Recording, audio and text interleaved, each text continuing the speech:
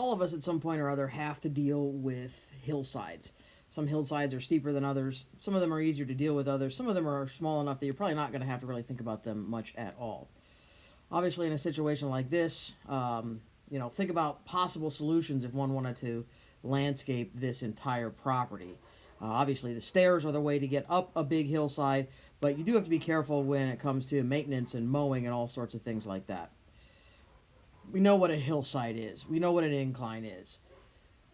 For us, we don't even notice an incline or a slope until we get to about 3-4% in that range. Get greater than 5%, it actually becomes kind of difficult to work with. And some very steep slopes, you might actually have to call in a civil engineer to deal with them. They do have some instability. They obviously have a downhill orientation. They can either be good or bad for drainage, depending upon the situation that you're looking for. Footing might be difficult. Building structures is obviously more difficult, but it implies movement. They're very active. There's a lot of change and action that happens with them. You can direct views down. You can direct views up. There's lots and lots of things you can do with them. So it's a very dynamic thing from a design perspective. So, here's what you got to look at. 5%, we start really noticing that lean a little bit. Ball won't stay stable on a table. 20%, and it becomes very, very difficult for us to walk up a 20% incline for very long. Think of an amphitheater. It draws your attention. If you think of a stadium, yeah, we build those things so we can see down into them, but that actually just visually draws all your eyes and the movement down into that center. So it creates a natural focal point and views. We can't help but look down at the bottom of the hill. We just can't help it. This is an amphitheater at Swarthmore, and they hold their graduations here, and you can see everything is directed downhill. Now, of course, you do have the drainage issue. Structures could sustain water damage. Erosion control may be necessary. You might have a more difficult time establishing plants because you need to hold them in place until they get their roots established. Obviously, if you're going to have a house there, you're going to have drainage issues, and you must have a way to move water around houses and around other structures. So fit your uses to the slope. Accommodate natural movement. Take advantage of views. I'll show you some pictures in a second. All right? Do a slope analysis. Find the steep and gentle areas of slope. Fit your functional diagrams to that slope. Still 2 to 4%, we can do that. We barely notice that. You can still have recreation. If you have more than 25% slope, you can't mow that safely. Doesn't mean I haven't seen people mowing those things, but it's not safe to do so. If you get anywhere that between that 5 and 15% slope, then you're going to want to terrace that to create recreational areas. So get a topography map. Or use a shoot to grade and like a transit and shoot to grade and find out where things are. A lot of times you'll be able to see some of this visually, but if you shoot grade, you'll be able to figure that out much more accurately. Interestingly enough, here is math, rise over run, and that will help you calculate how long your slope is and how high you need to go. Some of that's pretty obvious from a visual perspective. So now you can see some different examples there, rise over run, and a change in a 1% slope versus a 10% slope. So some of that's going to be very easy for us to see. This is part of my yard. You can see here, this was actually taken a few years ago, so before the advent of all the flamingos. You can see I've dealt with it basically by putting a garden there because it's a very difficult area to mow. This is about a 4-foot drop over 6 feet of area, so it's a difficult part to deal with. Orient uses, and I'll show you some pictures in a second, but if you can orient things parallel to your contours, it will reduce your cut and fill costs. So here you can see an example of this. Over on the left-hand side, the patio area is oriented toward the slope, longwise. And if you're down in this area, you're going to be moving and filling in a lot of dirt. But if you orient your patio like you've done on the right-hand side, there's less cutting and filling that you're going to have to do. So again, you can terrace things, you can build retaining walls. You don't want to build larger than about 3 or 4 feet. If you have to build a retaining wall larger than roughly in that 3 to 4 foot area, you're going to want to call a civil engineer to deal with that, because water and soil is very heavy, and it creates a lot of pressure, and it can knock walls down very easily. So here's an example of how you might deal with something like that. You can see flat areas up near the house.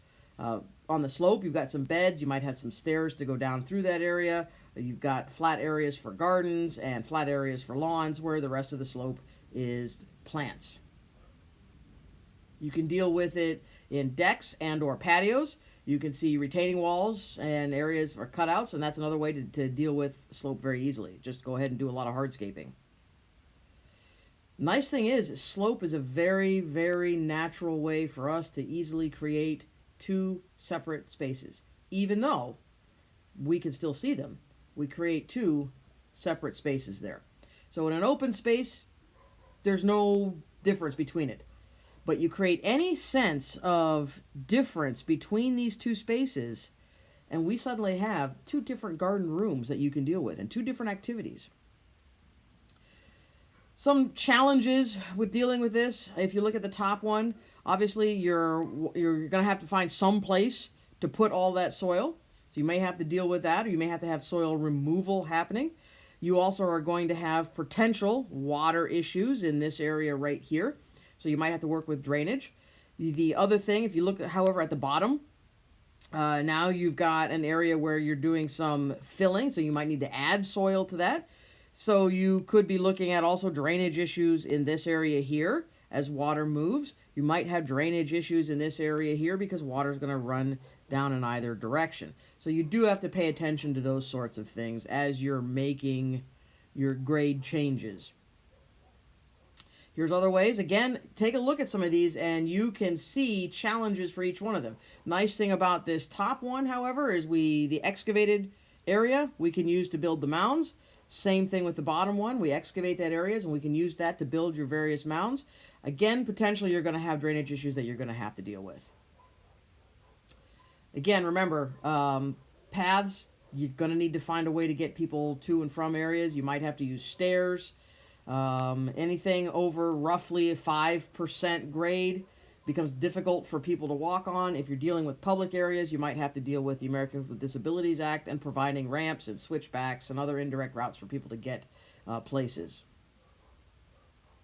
Stairs. Stairs are the obvious way to deal with changes in elevation. If we look at this formula down here at the bottom, 2r plus t equals 26. 26 is just a standard number that we always utilize. R is the riser and t is the tread. And that gives you a fairly narrow range of where your steps are going to be. So this is pretty obvious. Tread's where you step. Riser's what goes up. Right? Riser, if your riser is 6 inches high, then your tread depth is going to be 14. It's pretty simple math. Here's the other thing that you need to think about is you don't have to worry about doing too much math here, because you don't really want a step to be much lower than 4 inches or much higher than 6 inches. You don't really want your tread to be much less than 12 inches. So it gives you a fairly narrow range of what we're going to, right? So again, just some other math. You'll just keep that in mind as you're making your own steps. Why did that happen? I have no idea what happened. Technologically challenged. All right. At least 12 inches deep. Riser between 4 and 6.5 inches. If you go lower than 4 inches, we don't even notice it. We tend to trip on things. I'm sure you've all tripped on something. Larger than 6.5 inches, and you find it difficult for people who are elderly, children, or folks with disabilities to move up and down the stairs. So that does actually give you a very narrow range of where your stair tread is going to be. Again, we're avoiding angles, we're avoiding sharp corners. I'm going to show you some pictures here. All right, if you look at the top, the riser is different for each one of those. On the left, on the right-hand side, the tread is different for each one of those. I'm sure we have all walked on stairs that violate every single one of these things. This one down here on the bottom, right here, boy, those look great when you're drawing them in designs. Man, they suck and you have to walk on in real life. So try to avoid those sorts of things. That looks fantastic. I think that looks great, and it violates every single rule. You'll notice the tread height's a little bit different depending upon where you step. The riser height's a little bit different. The tread is vastly different, and yet it still can work because there's enough separation between here and here that we almost look at it as two separate sets of stairs. So it can work if you're trying to violate rules. Yeah, I don't even know what to tell you about the bottom right-hand corner one. That's just such... yeah, don't ever do that. The top left one kind of gives you an idea, a bit of a switchback, where you go up a set of stairs, and then you have a landing, and you change directions. That's an example of a switchback. Here's another set of stairs that seems to violate everything. And lots of times when we do this sorts of thing, we're using natural rock. But if you take a look at this bottom one, see how narrow it is? Notice the next one. So there's a very narrow one. Notice the next one is much wider.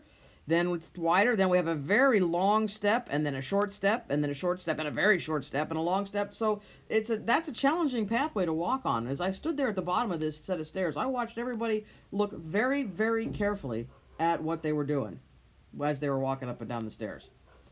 Yeah, I've seen a lot of unsafe steps. If you go on the internet and do a Google search, you'll find a lot of unsafe steps. It happens. Even here, and you can see where I got this one from in terms of the website. I look at these stairs and I think, man, that's not a bad landscape. That's not horrible. I kind of like some of the hardscaping. I can see it's still a work in progress because if I look right here, I don't not necessarily convinced that that's 100% finished, but I see a step that's smaller here than it is here. So I do find this to be a little bit of a challenge in terms of the step creation. But take advantage of your views. Find something that's worth capturing. Find places for people to sit and gather. Remember, the bottom of the slope is a natural focal point. Here's one way to deal with it. People tend to either find this really, really cool if you're a plant geek, or too busy if you like a landscape a little bit cleaner. Right, now we're taking a look down toward views. Again, this will give you views. You can see the slope on the left-hand side. It doesn't give you the scale, so it doesn't tell you how much over what distance, but you can use natural areas like the arrows that are drawn in here to drive people to look in certain directions. You can use sloping ground to do all kinds of different things. So here's several different ideas that you might look at as far as slope is concerned. Again, orienting a house, patios, retaining walls, etc., so you can utilize a certain area within a property. There's a 3D drawing of how you might give a nice enclosed private space in an otherwise open area. You do have to fix the runoff. Don't create bathtubs if you're using swales. You do have to be careful when it comes to irrigation because you're not technically allowed to drain it into the sewer systems. You're not allowed to drain it onto somebody else's property. So you do have to be very careful when it comes to drainage. We're seeing a lot more rain gardens and things like that to control water runoff. There's not a very nice backyard, not a very nice slope, and a difficult situation to deal with. There's an after. Build a retaining wall, make it a much more usable situation. Different view. Now you can see the size of the slope. Same thing. In the top left, that's kind of a before, and then the bottom right is your after. Much nicer. You put in some retaining walls, takes an area that's really not usable and makes it more usable. Again, before and after. You can see the size of the slope. It's really hard to notice these slopes when they're all overgrown like that. And then you see the bottom right, which is the after, and you can see the terracing, and suddenly that becomes a usable yard. Happens in public areas too. You know, a grade change can be a great place to create intimate spaces. I'll let you go and click on this video yourself. It is a little video about how a landscape company dealt with a very narrow and very steep grade change, and they did some really cool things with some hardscapes, so I'll let you go and investigate that one on your own. And as always, guys, if you got any questions, hit me up, and hopefully I'll be able to answer your questions. All right, I'm out.